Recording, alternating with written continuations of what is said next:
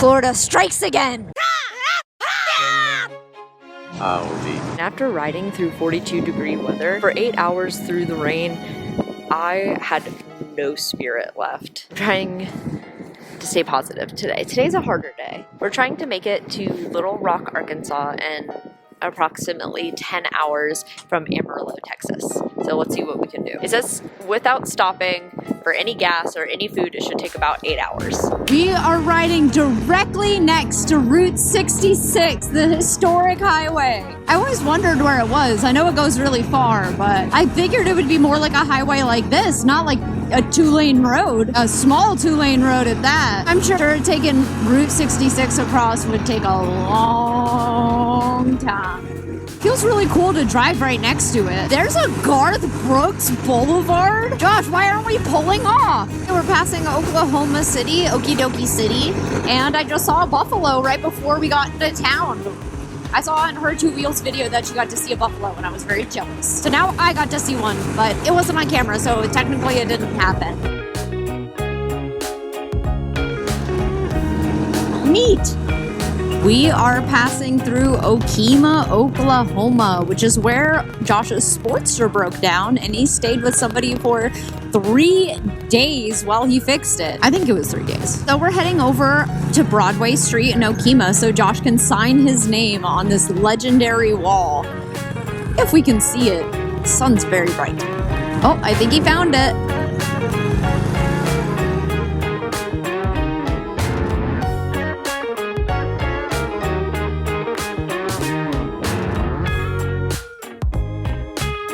You want to put a sticker on it? Goodbye, Okemo. Got a nice Okemo sunset. It's just absolutely gorgeous. Well, the sun has set, but we're back in the mountains.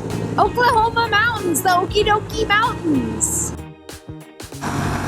Oh yeah, that's a fire. This whole area is so hazy and hot. I am 1,000 miles away from my home right now. I'm about 3/4 of the way home because Josh and I decided to take the scenic road home, which is the obviously preferred to both of us. It added about an hour to our trip today, but I think that's worth it to see some more mountains on the way home. Instead of just going through this for the next 1,000 miles, we have seen such amazingly beautiful things. Every single thing that the country has to offer besides extreme ice tundras in Alaska. But even technically then, the top of the Rocky Mountains is technically a tundra.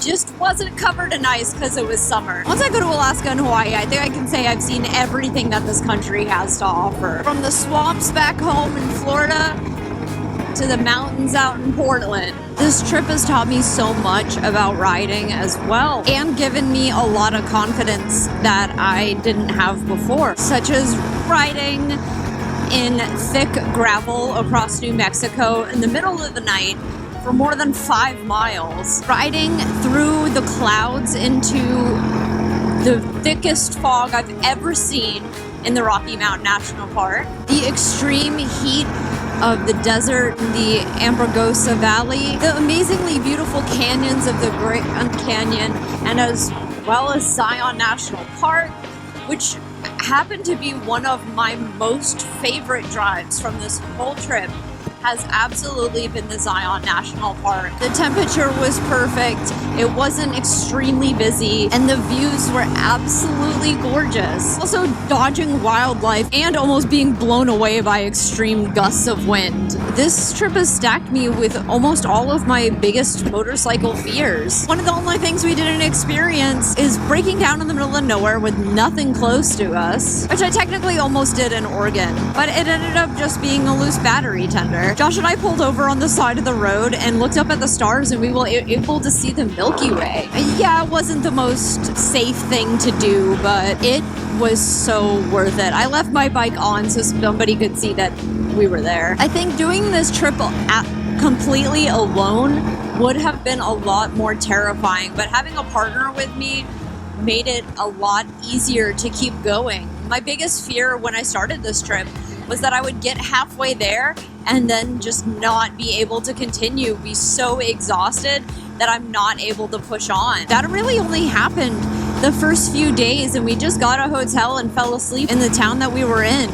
And thankfully we were able to actually find a hotel near Reno because there was wildfires everywhere, and also it was Burning Man. So everything outside of Reno was just totally booked. If you're feeling fatigued, just pull over and do some stretches, eat a snack, and you can feel like you can keep going. I am by far not the toughest biker by any means. I can't go a long time in the heat or the cold or the rain. I get sad. But if you pull over and you care for yourself, your mind, your body, you'll get the will to keep going. It's not nearly as bad as I thought it would be. I do sure miss my dog though. I decided to turn my GoPro off for the last 7 hours of this ride. Aw, damn it.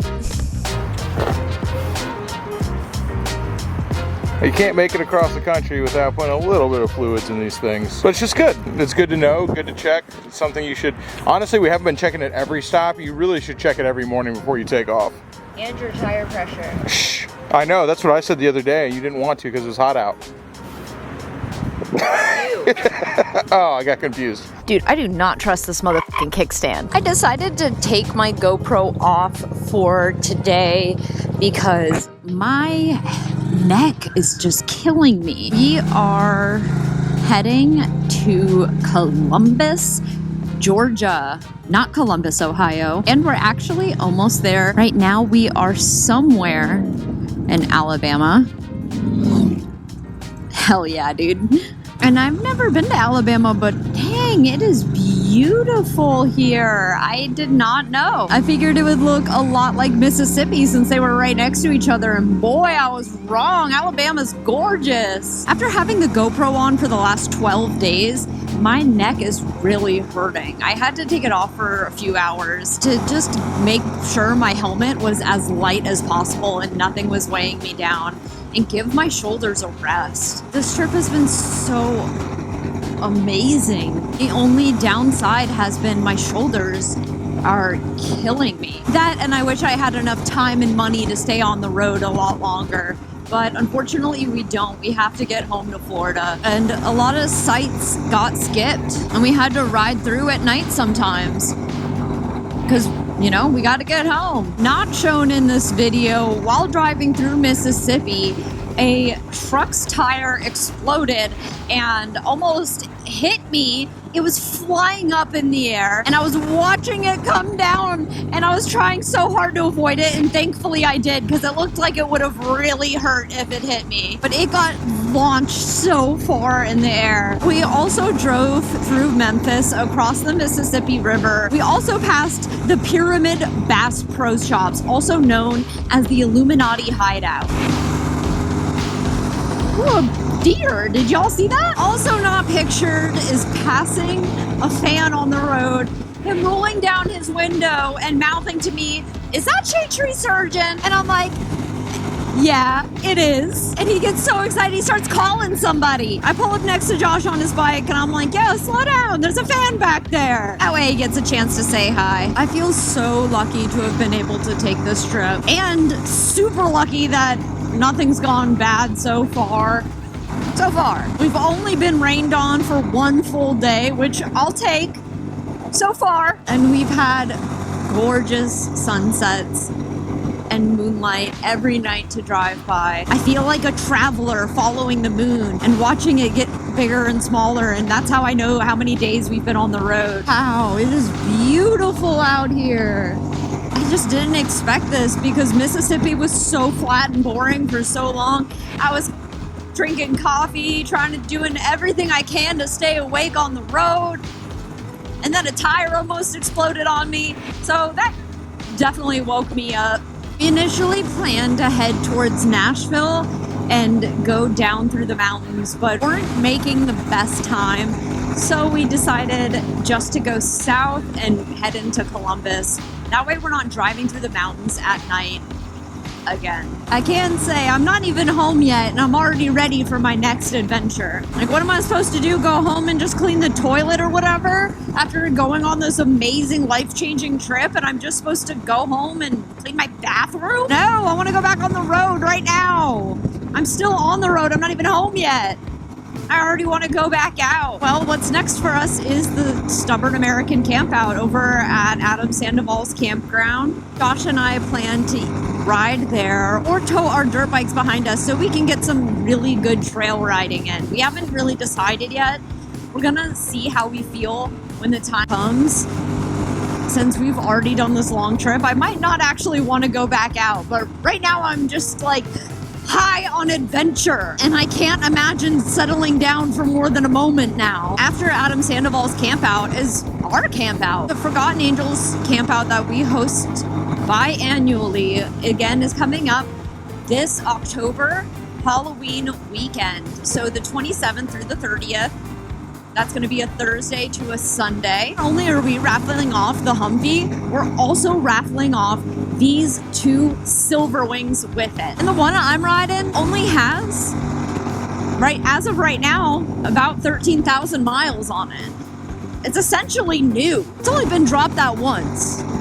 Okay, maybe twice, but technically Josh dropped it the second time, not me, so I won't take accountability for that. Things I won't go on a road trip without ever again. Cup holder is a must. Phone mount, must. A throttle lock, absolutely a must. And even if you guys aren't YouTubers, I recommend you bring a helmet camera or a handlebar camera just to document your trip. It's been nice. Even if you're not a vlogger, like, take pictures, take a video of yourself, make a little home video. I mean, that's what Josh and I try to make these as. So, you know, we want to be as authentic and show ourselves and what our trip is like from our perspective.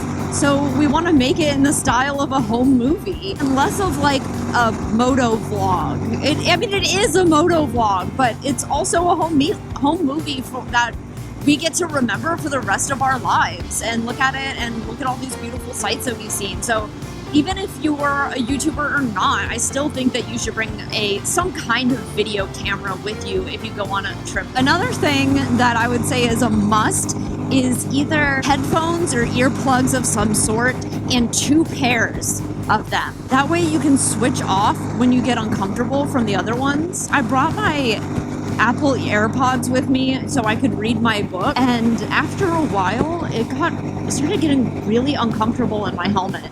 So uncomfortable that I got a bruise on my ear from wearing the AirPods. Being able to rotate them to give my ears a different feel, wow. It definitely extended the time I was able to wear them. Another must for the trip, some sort of seat pad. I wish the memory foam seat pad that I had bought would have worked for me. It made the seat too tall, so I couldn't really use it safely. Thankfully, I was able to use the sheepskin, and it not only did it help dissipate heat really well and keep me cool, it also kept me comfortable and not sitting on just a hard leather seat. Highly recommend getting a sheepskin for your motorcycle if you don't have one, especially for long trips. Definitely pack extra bungee cords. You never know what you're going to need to strap down later. And duct tape. Oh my God, you never know what you're going to need to duct tape later, especially on old Hondas. Bring some sort of anti-inflammatory for when you do start to feel pain, and anti-chafing, and some sort of pain-relieving topical ointment has helped so much. I also highly recommend doing some specific stretches that focus on your shoulders, your legs, and your glutes. This has made it so I was able to stand going these long ways, because I thought I was not going to be able to. That was my biggest worry on this trip, was that I would get halfway through it and not be able to finish.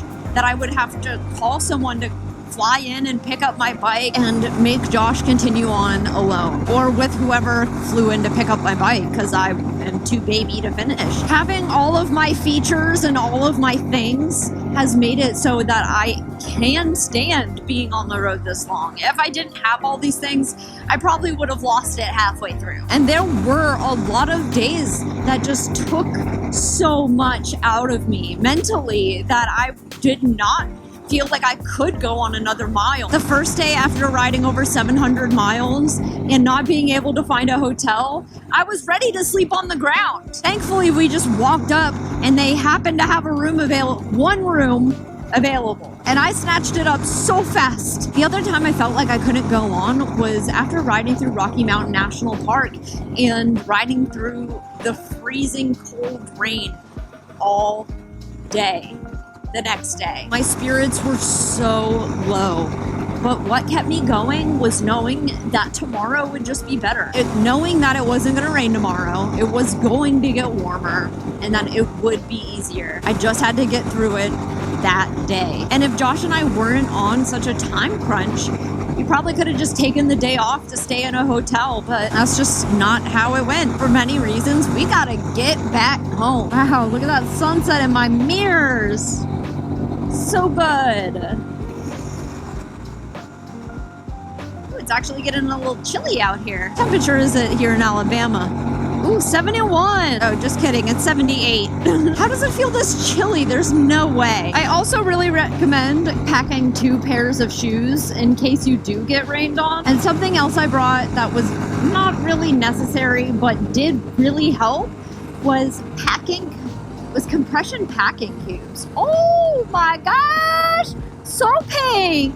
Okay. The compression packing cubes made it so I was able to fit all of the clothes that I need and extra because I'm me and I needed to bring extra because I am extra. The last tip I would recommend is spend a couple hours in your helmet consecutively. See if you can just handle having your helmet on for that long and see if your helmet's good for long trips, because I thought I loved the Shoei Neotech helmet and turns out I do love it for in-town use. For a long trip, this helmet has been absolutely terrible. It's so heavy on my head. With the GoPro added, alone it's not that heavy, but with the GoPro, it's just pushes it past that threshold that it's unbearable. It also just doesn't fit my head shape right.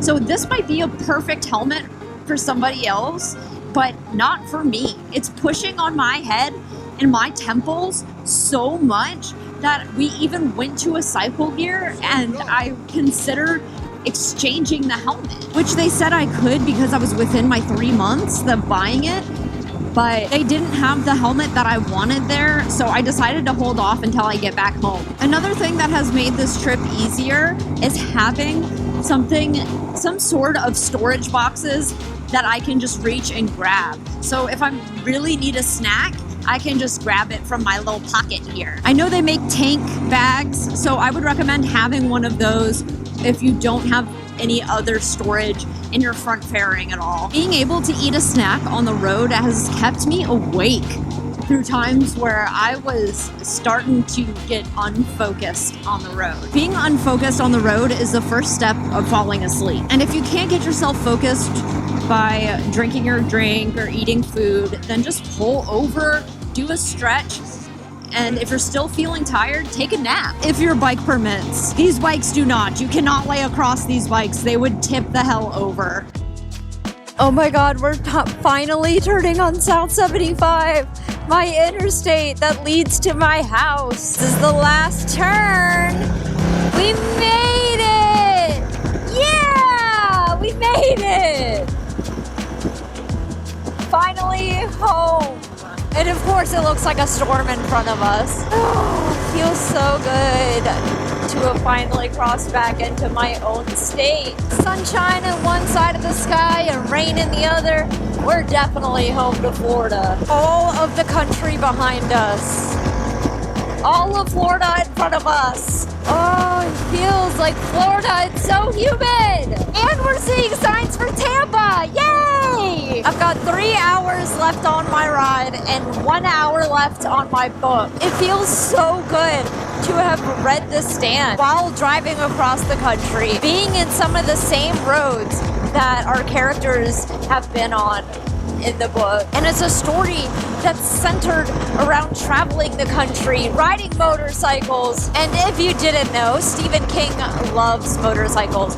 It was a long read or listen to. It took about 47 hours to get through, but so worth it. I'm not sure if I read the extended edition or not. This was the only available version on audiobooks. From the beginning, this book is focused on motorcycles and the commuting from one side of the country to another, and the battle between good and evil, so you guys can decide if you meet the best or the worst people on a Honda. Oh no, we are about to hit a torrential downpour. Oh no!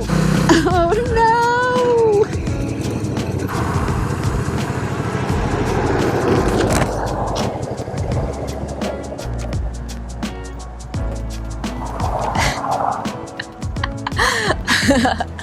Florida, curse you! Ah! Florida strikes again. Hey, at least we got an overpass to get changed under. The rain is gone, thankfully. We pulled over under an overpass so we can get our rain gear on. Pulled over for our last gas stop. And now we're going to meet up with David from Forgotten Angels at a rest stop so he can drive us the rest of the way home. Oh crap, I can see the line and the Florida weather. Time to put our rain gear back on. Maybe it's just the leftover rain from over there. Ah! Oh my god, I just finished the stand. That's it. And I'm only 45 minutes from my house. What perfect timing. I started the book when we started driving and finished it when we got here. I was able to listen to an entire book, not any book, but The Stand on audiobook entirely through this drive from start to finish. I did listen to some music here and there, but I mostly stuck to the book, and I am so glad I did. Wow, what a great book. I can't wait to go into the multiverse of Stephen King and read all the books that Randall Flagg crosses over in. Look at that rainbow! The rain was worth it! Oh my god, it's so perfect! A homosexual has just been born! See, we know we're in Florida because there's traffic. The first place we've hit traffic in the entire country. Does work. Good job, sir. Thanks. Last Gas stop. Finally.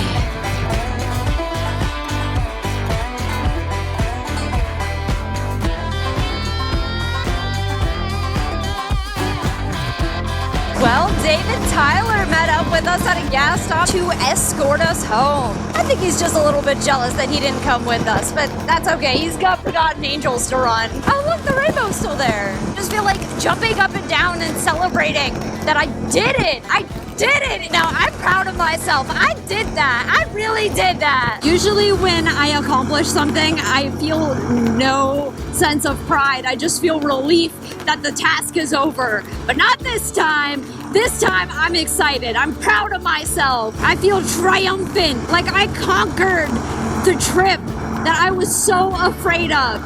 And if I can do it, y'all can too. Maybe it's just the feeling of being back home in Florida after so long, but I'm just so excited right now. I feel like I could go another 1,000 miles. Let's drive down to the Bahamas. I feel like I climbed to the top of Mountain you. I feel like I'm King Turd of Shit Mountain right now. I'm so happy. It's really nice that my peers are proud of me too. David's the black dad I never had. Well, I never really had a dad at all, but it's nice that somebody is proud of me. Welcome to our third rainstorm in Florida. In the last hour, got some Florida weather for you. Perfectly sunny, but also raining somehow. We can't travel from Portland to Tampa without getting rained on more than once. That just doesn't seem statistically likely. I gotta peek over my windshield for this one. We're passing Weems Motorcycle areas. That's how you know that we're almost home. How you know you're about to be back in Tampa is passing the Weems Motorcycle area. Hey, I smashed my head in there, guys.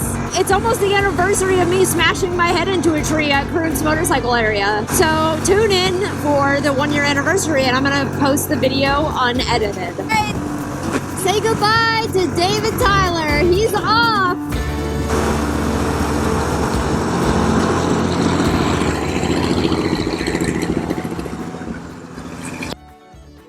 My entire trip, I had been struggling with audio issues.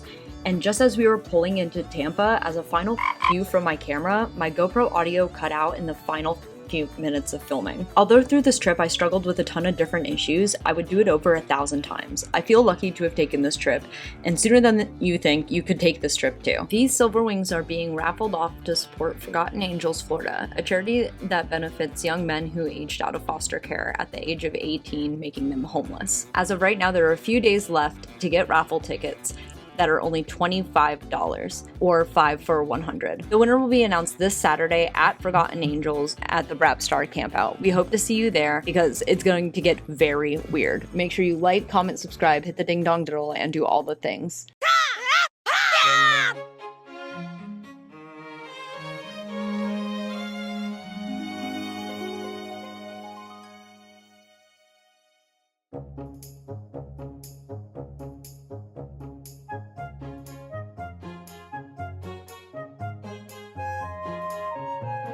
A homosexual has just been born!